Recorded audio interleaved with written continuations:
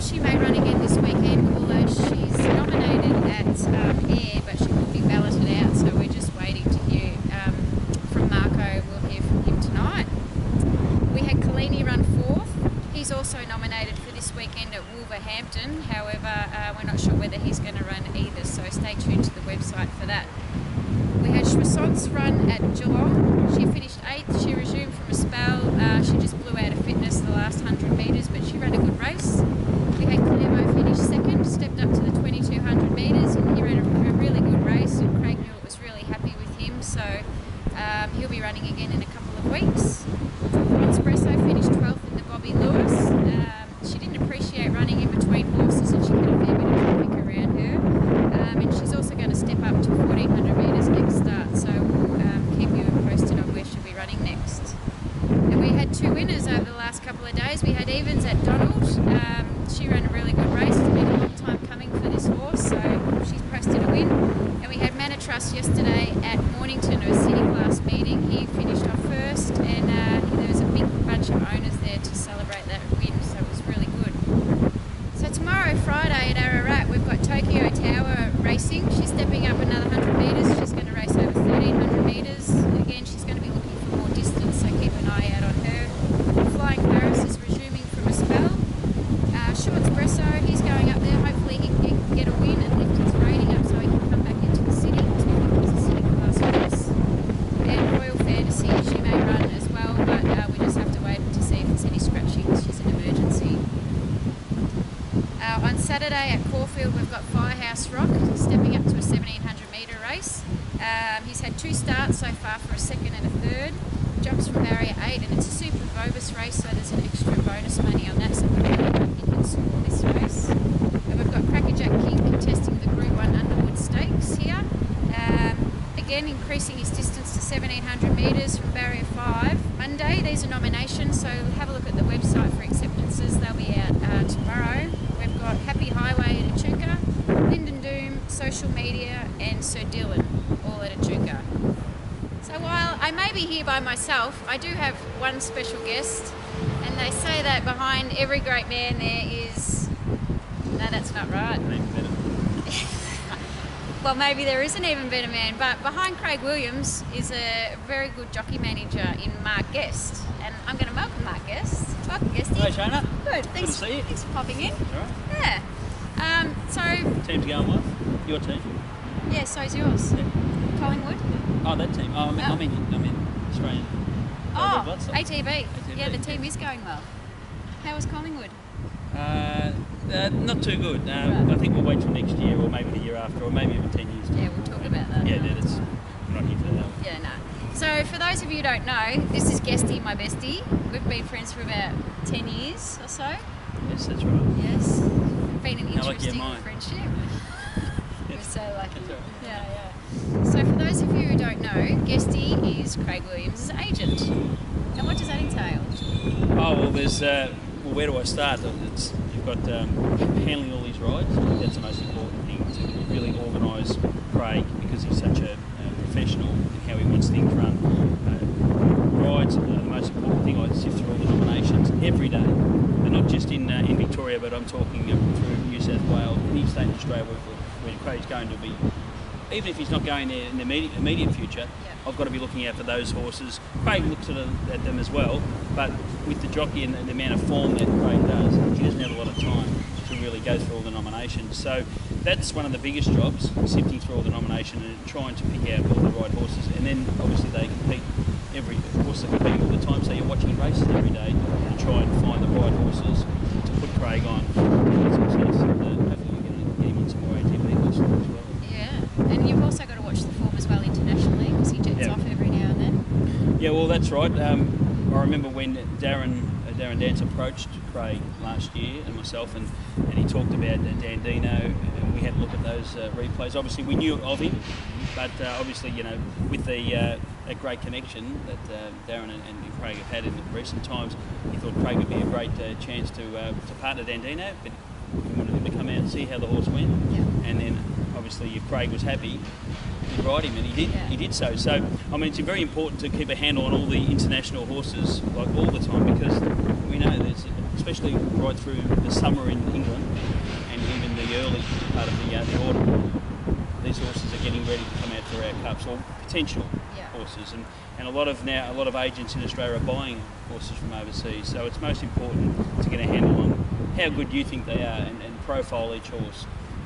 We're all got different opinions in this game, so it's not always so straightforward because you can't just look at one run. You've got to look at many runs, and then you've got to work out whether or not you don't really know. Some horses don't travel very well. That's one good thing about Dandino. He is a very good traveller, so that's important. So it's a really important fact. So if they travel out and they've got the form on the board, well, that's two pluses you've got with the horse. Yeah. So we're hoping that Craig will come down and ride some track work for us, and hopefully he might like Dandino and Guest of Honour or Seismos and one of them, and he'll be tickled pink to throw his leg over one of them, hopefully.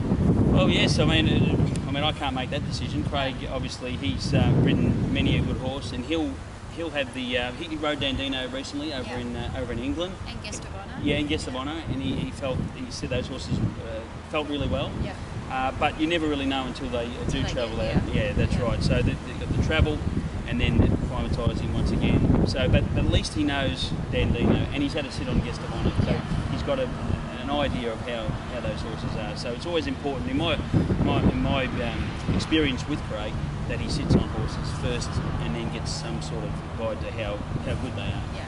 And it gives a jockey a lot of confidence when they can jump on a horse and know what they've got underneath them. Yeah, they've built up a bit of a relationship. Yeah. They know the horse, if he's got any quirkies, things like that, so that's always handy. I'm glad he has a better relationship with the horse than he is with me, by the way. Well, a horse would be a lot easier to get along with than you, I would think. Yeah, I think it works both ways. But it's not always, look, we always have disagreements. When I say disagreements, he might like a certain horse, I mightn't, vice versa. So that happens all the time. We have difference of opinion, but at least I have an opinion. That's good. If you're watching horses all the time, well, you develop an opinion yourself, and I think that's the most important fact for mine when I'm studying horses. Is I'm not really banking on someone else's opinion. Yeah. I think it's very important to have your own sort of thoughts, and over time you build up the confidence to really back your own. Exactly. Yeah. Spot on. Yeah. Now, if you see behind me and over Mark's shoulder, this here is the Aquanita bar, although on Caulfield Cup Day and Guineas Day it's going to be known as the ATB bar. So tickets are selling really fast, and if you haven't booked now, you really need to, because come a week or 2 weeks out, if you ring me and say you want to get a ticket and I say we're sold out, don't come crying to me or Darren because you're too late. So I need to be, you really need to book now because it's getting sold out fast. So it's a fantastic spot too on the trip. You can see all the horses wandering around in their stalls. Yeah. It's just a really good position to be. And riffraff can't get in. There might be riffraff in there, but other riffraff outside can't get in. So. And it's also not too far to go to the track. If you want to have a look at the horse, the race instead of watching it on television, it's not too far to go. And you might be giving us some of your late mail. Yeah, I think I should do that. So, for those of you who don't know, I guess he's also a starring tipster on Sky Racing. How do you go? Form analyst. Yeah, it's been pretty good actually. Just recently I picked up the shift on Saturday mornings. Hopefully I would have dissected that form thoroughly and give the punters out in this little right up behind us a good guide to what horses they should back. Darren Dance had a question for you. Yes, this will be good. This will be good. How many winners of the Melbourne Cup and the Caulfield Cup have you tipped? That's if I had a plan for this. I told you that's what he'd say, Darren. What a nuisance in 1985. What else is there? No, Saintly in 96, Mike Power in 97. Yeah, we're getting there. Mackay Diva, not in all three. Yeah. What else did I tip? I've been around the money. Wasn't Dandino I had in the placings last year, but anyway. Anyway, he holds his gig down at Sky Racing, so he must do something right. It's a serious business, Shona. I know, it is serious. I mean, people when they're putting their hard earned on. I don't want to just tip them anything and then they throw their hard earned on and they lose. So I take it seriously. And he works very hard for each race that he does a form on. It's nothing for him to take an hour or 2 hours just to do one race, and that might be at Nowra or Tamworth. Yeah. So it doesn't matter where they're racing. Guesty takes a lot of time to do the form. So I think it's what anyone can tip. Yeah. Anyone can tip. You can do the form in 5 minutes, 20 minutes, half an hour, Yeah. But the more form you do and the more you know about them, the better chance you've got. So that's the way I've always done it. I said before, I don't really listen to other people's opinions. Well, I actually do. The ones I respect. Yeah. So, and I've got to know those people over time, the people I respect.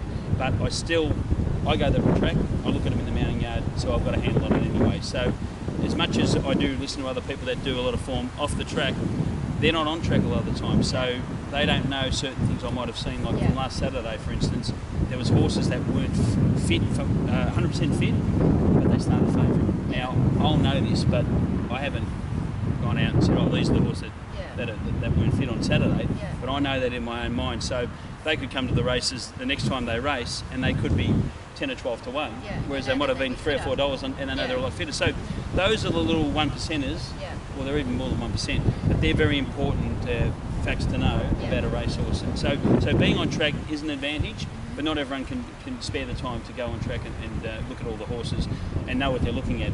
So I do talk to a lot of trainers, and then they give me some, what they look for in a horse. Yeah, that's right. So I'm always looking for knowledge, because we never, in this game, you never ever know everything. Tell me a bloke who knows everything, and I'll tell you they're a liar. So we know that. So a few weeks ago we had Josh Rodder on. Josh was he's the racing media manager at MRC, Melbourne Racing Club. Yes. He gave us a one to follow of Looks Like the Cat of Tony Gollan's. Right. Have you got anything That was actually, that was a good little tip from Josh. Come second last week at Flemington in the Danehill. Chukandi in a couple of weeks' time. Kieran Marscourse. It's 2 or 3 weeks. We'll be running at Bossy's Caulfield. been So keep taken off it. Keep an eye on it. I'm not sure who's on it, but keep an eye on it. Keep an eye on it. But this could be a scoop, people. She's going to trial next Tuesday, 9 Tuesday. So that will be her last big trial before she goes to the races. So I think she's in for a pretty good preparation. Yeah. I don't think Bossy was too happy yesterday at the Mornington Mounting Yard when he was told he was No, but that's gossip, and we don't gossip in this. Oh no, we don't gossip. No, there's no gossip in racing. No, not at all. Yeah. No, just 3 wise monkeys. Anyway, you know where we speak. Yeah. Well, I don't really have much more to add. No, you've been a good host. Yeah, the ATB, the international horses will be arriving next weekend, grand final day eve, I believe it is. So that's pretty exciting. Important date. I think Craig will be down there rather early. Yeah. Not when they arrive. It's going to be at With 9. the welcome He'll banner. be sleeping with his 4 children at home. So we've also got the international breakfast on the 4th of October. If you haven't booked for that, hurry up and book. I'm getting sick of people being stragglers. That's worth going to. Yeah. Will you come in? Well, plenty of the viewers would have gone to last year. Yeah. And I think I found a winner last year for them. Did you? Yes, I did, because Craig was suspended. Did you tip a winner? I actually did. It might have even been the last one I tipped. Or the last one I tipped ATB. Yeah. Right, fair enough. Because Darren says I can't tip. Yeah. So he said, what, you tipped one winner for the whole year? Well, that's good. At least he tipped it to us. No, that's right. Yeah. That's right. So one pick, one win. One pick, one It was, win. I think it was a 100% Peter. strike rate. I think it was a Peter Moody horse. I'm not sure, but it was good. I think it was about $6 or something. So that's all right. But no, we had a good morning. Craig, of course, went out and worked the horses, came out and had a chat, and that was Craig really enjoyed that, getting involved with all the ATB owners. But that's one really good thing about Craig is he can get off a horse. He might have only ridden it for a minute and a half, and in that minute and a half, in between the finishing post and the minute coming back to the owners, the report that he can give the owners and the trainers just fantastic. Yeah. Every detail. I think he starts talking when he walks through the end of the mounting yard, and then until he goes down the end of the tunnel. And then takes a breath before he kisses the camera. Yeah, no, he's not allowed to do that unless he wins a Group 1 race. no, Just his rule. strict instructions. Yeah. So if he rides Dandino, let's hope he's just Yeah. All right. Thanks for joining us, Mark. all the best. Yeah. Talk soon. All right. Good luck on the punt, viewers.